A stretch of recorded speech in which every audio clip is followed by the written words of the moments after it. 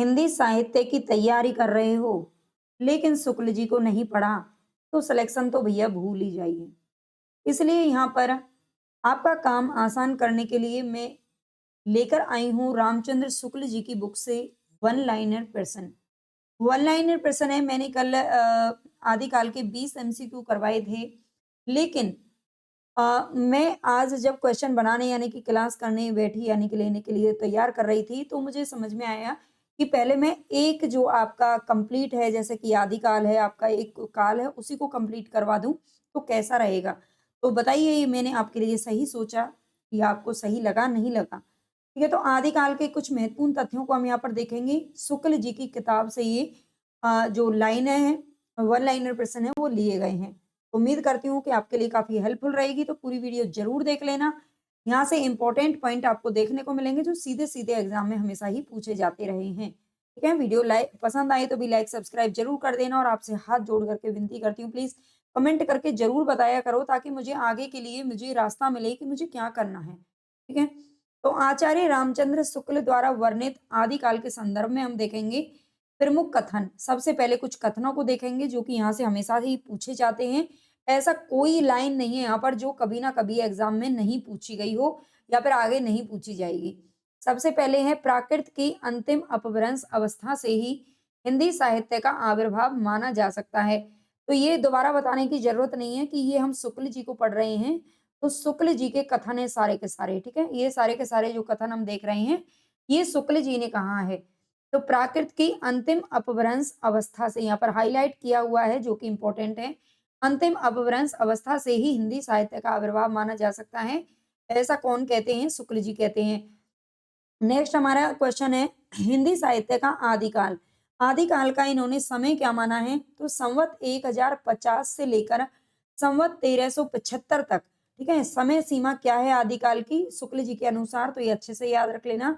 अर्थात महाराज भोज के समय से लेकर हमीर देव के समय के कुछ पीछे तक माना जा सकता है। ठीक है, महाराज भोज से ही क्या मानते हैं? शुरुआत मानते हैं आदिकाल का। और कल वाली क्लास में हमने क्वेश्चन भी पढ़ा था कि शुक्ल जी ने आदिकाल का आदि कवि किसको माना है? आदि कवि किसको माना है? कि सबसे पहला प्रथम कवि किसको माना है? तो राजा भोज या फिर राजा मुंज को माना है, ये ध्यान रखना। तो ये महाराज भोज के समय से लेकर के हमीर देव के समय के कुछ पीछे तक मानते हैं आदिकाल का समय। आगे कहते हैं राजा आश्रित कवि और चारण जिस प्रकार नीति श्रृंगार आदि के फुटकल दोहे राजसभाओं में सुनाया करते थे, उसी प्रकार अपने आश्रयदाता राजाओं के पराक्रम पूर्ण चरितों या गाथाओं का वर्णन भी किया करते थे। ठीक है, राजा आश्रित कवि या फिर जो चारण होते थे, जिस प्रकार नीति श्रृंगार आदि के फुटकल दोहे वो राजसभाओं में सुनाते थे, उसी प्रकार अपने आश्रयदाता राजाओं की गाथाओं का वर्णन भी किया करते थे। ठीक है, जो पुस्तक जो ग्रंथ वो लिखते थे उनमें। और यही प्रबंध परंपरा उनके रासो नाम से पाई जाती है। रासो के बारे में हमने कल पढ़ा भी था अच्छे से, जिसे लक्ष्य करके इस काल को हमने वीर गाथा काल कहा है। तो इसमें शुक्ल जी ने बताया है कि इन्होंने जो वीर गाथा काल नाम दिया है आदिकाल को, सबसे पहले तो क्वेश्चन यही बनता है, वीर गाथा काल इन्होंने नाम क्यों दिया है?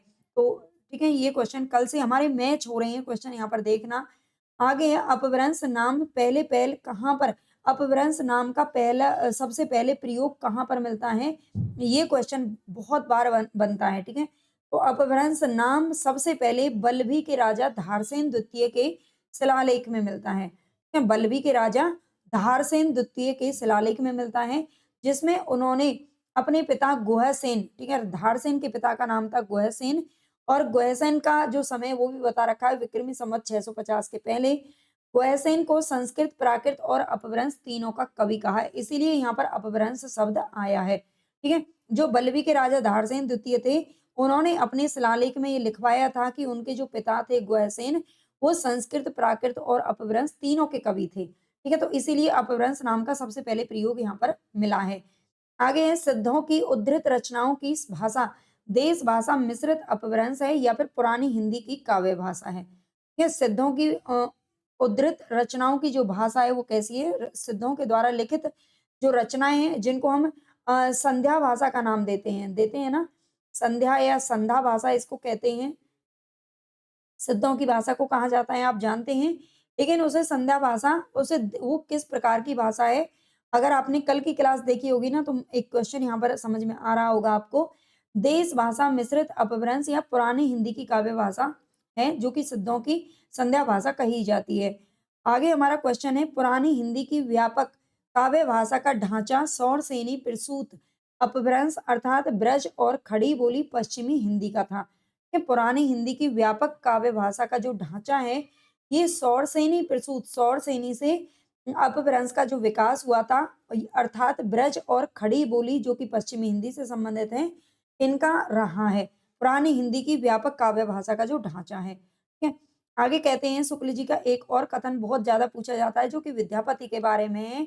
आध्यात्मिक रंग के चश्मे आजकल बहुत सस्ते हो गए हैं, उन्हें चढ़ाकर जैसे कुछ लोगों ने गीत गोविंद के पदों को आध्यात्मिक संकेत बताया है, वैसे ही विद्यापति के इन पदों को भी बताया है। ठीक है, तो ये विद्यापति के बारे में ये कथन इनका आता है और बहुत बार पूछा जाता है। ये क्लास आपको अगर अच्छी लग रही है, आप मुझे बताएंगे, तो ये 6 बजे वाली जो हमारी क्लास चल रही है, तो एमसीक्यू मैं बाद में करा दूंगी। ठीक है, मैं आपको इसी तरह से वन लाइनर का रिवीजन करवा दूंगी। वस्तुनिष्ठ साहित्य से आप मेरे को कमेंट में जरूर बताइएगा। आगे है, प्राकृताभास हिंदी का तात्पर्य है प्राकृत की रूढ़ियों में बहुत कुछ बद्ध हिंदी। पीडीएफ इनकी चाहिए तो आप टेलीग्राम चैनल को ज्वाइन जरूर कर लेना, ठीक है। प्राकृताभास हिंदी का अर्थ तात्पर्य है प्राकृत की रूढ़ियों में बहुत कुछ बंद हिंदी। इन्होंने जो शुक्ल जी हैं, इन्होंने अपभ्रंश को प्राकृताभास हिंदी कहा है, ठीक है। ये कई बार क्वेश्चन पूछा भी गया है, जैसे कि चंद्रधर शर्मा गुलेरी ने अपभ्रंश को पुरानी हिंदी कहा है, वैसे ही रामचंद्र शुक्ल जी ने अपभ्रंश को प्राकृताभास हिंदी कहा है, ठीक है। ये ध्यान रख लेना। आगे कहते हैं कि कवि विद्यापति ने दो प्रकार की भाषा का प्रयोग किया है, एक तो पुरानी अपभ्रंश का और दूसरा बोलचाल की देसी भाषा का। ठीक है, कवि विद्यापति ने दो प्रकार की भाषा का प्रयोग किया है शुक्ल जी के अनुसार, एक तो पुरानी अपभ्रंश और दूसरी बोलचाल की देसी भाषा। आगे, गाहा या गाथा कहने से प्राकृत का बोध होता है। गाहा या गाथा कहने से इसका प्राकृत का बोध होता है, ये भी शुक्ल जी का कहना है। आगे कहते हैं, दोहा या दूहा कहने से अपभ्रंश या लोक प्रचलित काव्य भाषा का बोध होता है। या दोहा या दूहा कहने से अपभ्रंश या लोक प्रचलित काव्य भाषा का बोध होता है। आगे कहते हैं, भरत मुनि जिनका जो समय है वो विक्रम संवत तीसरी शताब्दी है ना, दूसरी भी बहुत जगह पर लिखा हुआ है, दूसरी या तीसरी शताब्दी में मौजूद थे। इन्होंने नाट्य शास्त्र में अपभ्रंश नाम न देकर, ठीक है, नाट्य शास्त्र में अपभ्रंश नाम नहीं दे करके लोक भाषा को क्या कहा है, देश भाषा कहा है ना। जब आप पीवाईक्यू कभी करते होंगे या एमसीक्यू करते होंगे, तो इस प्रकार के क्वेश्चन आपको देखने को मिलते हैं। तो भरत मुनि ने अपना जो ग्रंथ लिखा था नाट्य शास्त्र, इसमें अपभ्रंश नाम नहीं दिया था, लोक भाषा को देश भाषा ही इन्होंने कहा है, ठीक है। ये पूछा जाता है। आगे है, अपभ्रंश या प्राकृताभास हिंदी की रचना विक्रमी 7वीं शताब्दी से होने लगी थी। क्या अपभ्रंश या प्राकृताभास हिंदी की जो रचना है वो कब से होने लगी थी? विक्रम की 7वीं शताब्दी से। और ये समय था स्वयंभू का, ठीक है। ये समय कब का है? स्वयंभू का जो समय है वो 8वीं या 7वीं 8वीं शताब्दी ही माना जाता है, ठीक है। और इन्होंने ही पहली रचना की थी। आगे आता है, सिद्धों में सबसे पुराने सरह, सिद्ध साहित्य में थोड़े क्वेश्चन देखेंगे हम। सिद्धों में सबसे पुराने सरह यानी कि जिनका नाम सरोज वज्र भी इनका नाम है, ये सरह का नाम है सरहपा। ये नाम तो सरह है, लेकिन आप जानते हैं सिद्ध साहित्य में पीछे नाम के पीछे पा या पाद लगाने की परंपरा थी, ठीक है। इसलिए इनका नाम बन जाता है सरहपा। आगे, महासुखवाद का प्रवर्तन वज्रयान शाखा में हुआ था। अगर आपने सिद्ध साहित्य को पढ़ा होगा तो आपको समझ में आ रहा होगा ये पॉइंट। महासुखवाद का जो प्रवर्तन है ये किस में हुआ था? वज्रयान शाखा में हुआ था। वज्रयान शाखा किससे संबंधित है? ये बौद्ध धर्म की शाखा है, ठीक है, बौद्ध धर्म की शाखा, और इसी से ही सिद्ध साहित्य का विकास हुआ है। महासुख का अर्थ होता है आनंद स्वरूप ईश्वरत्व, यानी कि आनंद स्वरूप ईश्वर की प्राप्ति। प्रज्ञा और उपाय के योग से इस महासुख दशा की प्राप्ति मानी गई है। प्रज्ञा का अर्थ होता है बुद्धि, ठीक है। प्रज्ञा का अर्थ क्या है? बुद्धि। और उपाय करके, ठीक है, बुद्धि से उपाय करके, जुगाड़ करके इस महासुख दशा की प्राप्ति मानी गई है। गोरखनाथ का नाथ पंथ मूल रूप से वज्रयान शाखा का ही एक रूप है, ये भी ध्यान रखना है।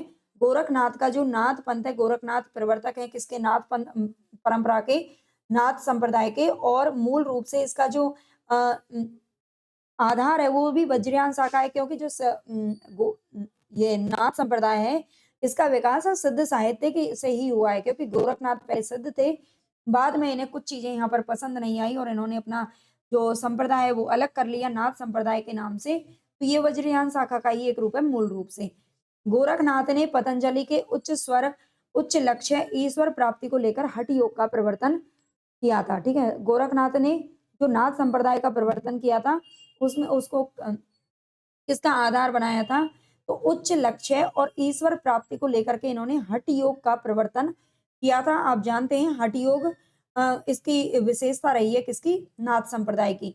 वज्रयानी सिद्धों का लीला क्षेत्र भारत का पूर्वी भाग था। ठीक है, वज्रयानी जो सिद्ध थे उनका लीला क्षेत्र कहाँ पर था, ये कहाँ पर लीला रचाते थे, कहाँ पर लीला करते थे, वे भारत के पूर्वी भाग में करते थे। ठीक है, ये ध्यान रखना। गोरखनाथ ने अपने ग्रंथ का प्रचार देश के पश्चिमी भागों में विशेषकर राजपुताने और पंजाब में किया था, क्योंकि सिद्ध उधर तो सिद्ध फैले हुए थे पूर्वी भाग में, तो ठीक है पूर्वी भाग में सिद्ध फैले हुए थे, लेकिन गोरखनाथ किधर चले आए, देश के पश्चिमी भाग में आ गए। राजपुताने और पंजाब का मतलब कहाँ है, राजस्थान पंजाब की साइड में। आगे नाथों की जो संख्या है वो 9 मानी गई है। नाथों की संख्या 9 मानी जाती है। लोग इन्हें नवनाथ भी कहते हैं। लोग इन्हें क्या कहते हैं, नवनाथ। नव का अर्थ ही 9 होता है।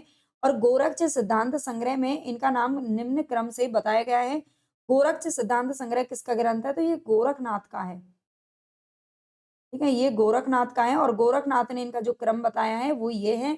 सबसे पहले नागार्जुन, जड़भरत, हरिश्चंद्र, सत्यनाथ, भीमनाथ, गोरक्षनाथ, चरपटनाथ, जलंधरनाथ और मल्यार्जुन। ठीक है, ये 9 नाथ बताए गए हैं किसमें, गोरक्ष सिद्धांत संग्रह का ये क्रम इसमें दिया गया है।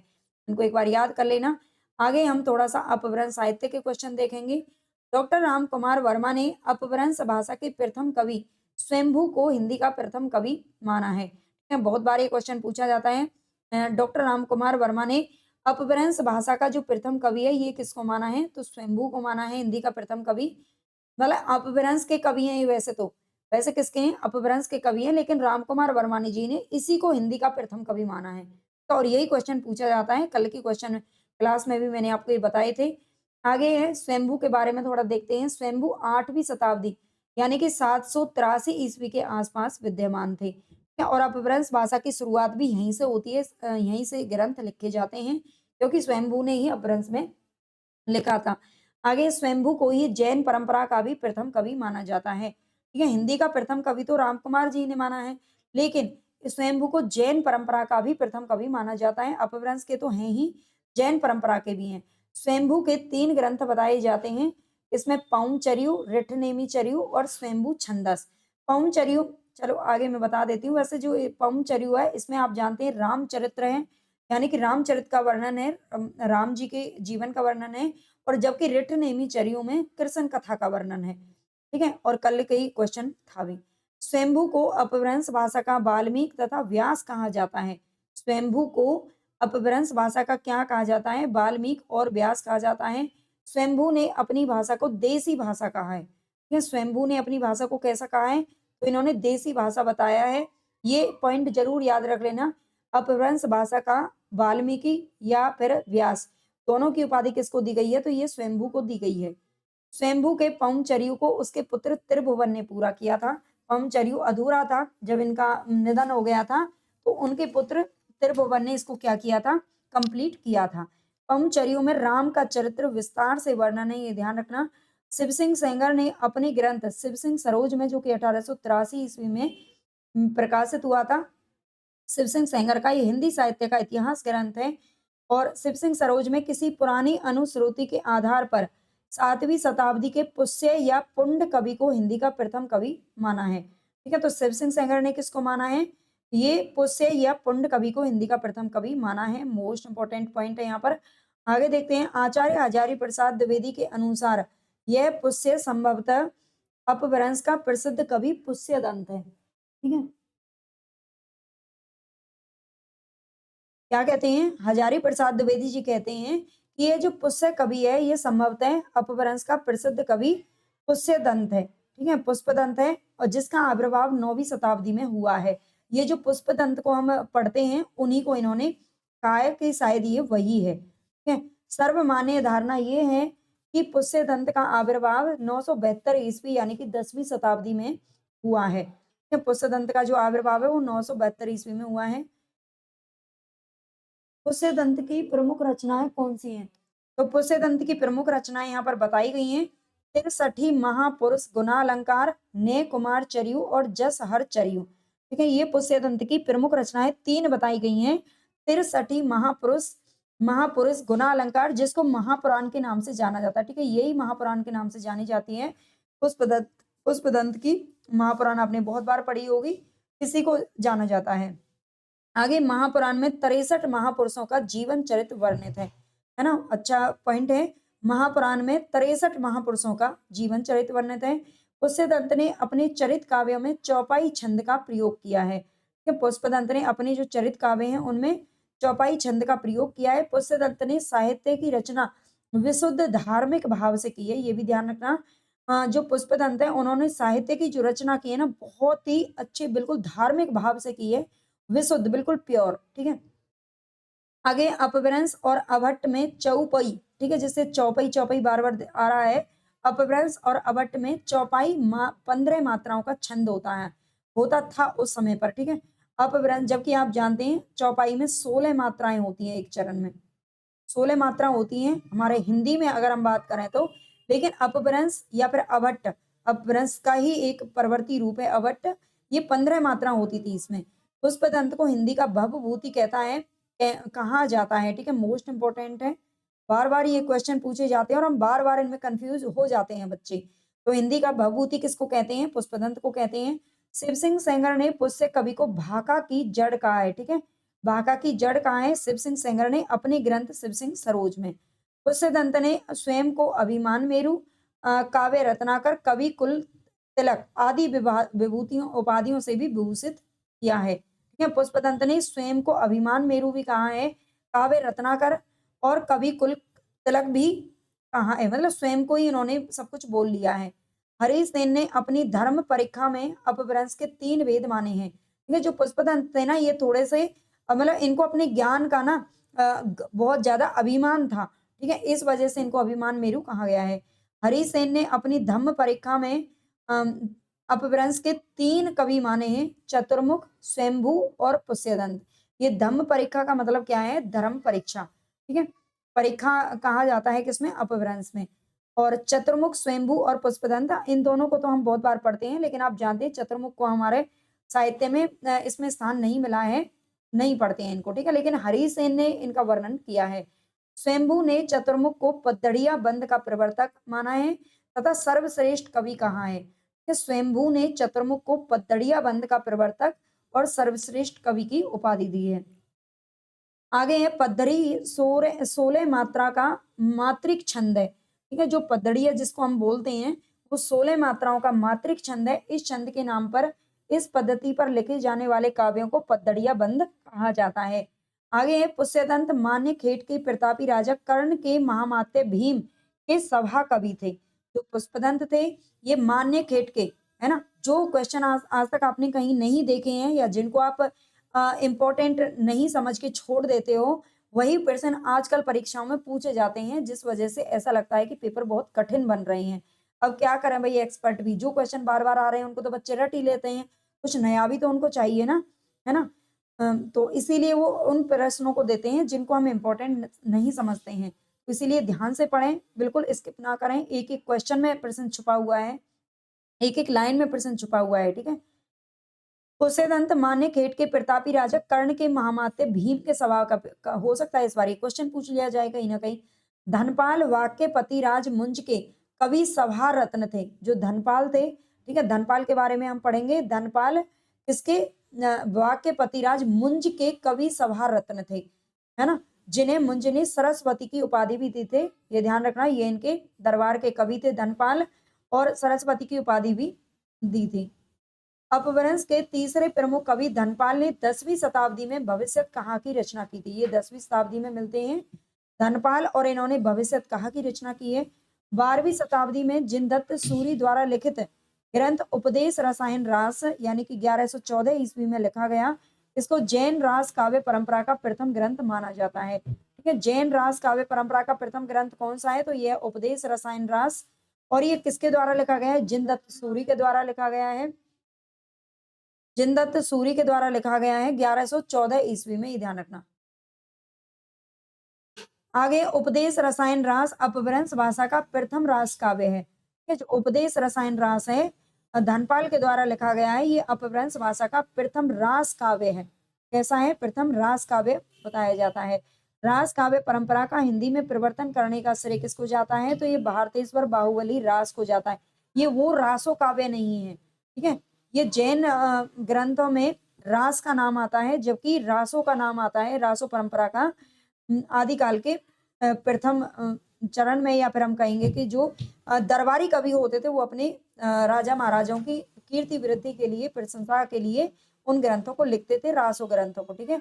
लेकिन इसमें रास काव्य परंपरा का जो हिंदी में परिवर्तन करने का श्रेय वो किसको जाता है? तो ये भारतेश्वर बाहुबली रास को जाता है, ये ध्यान रखना।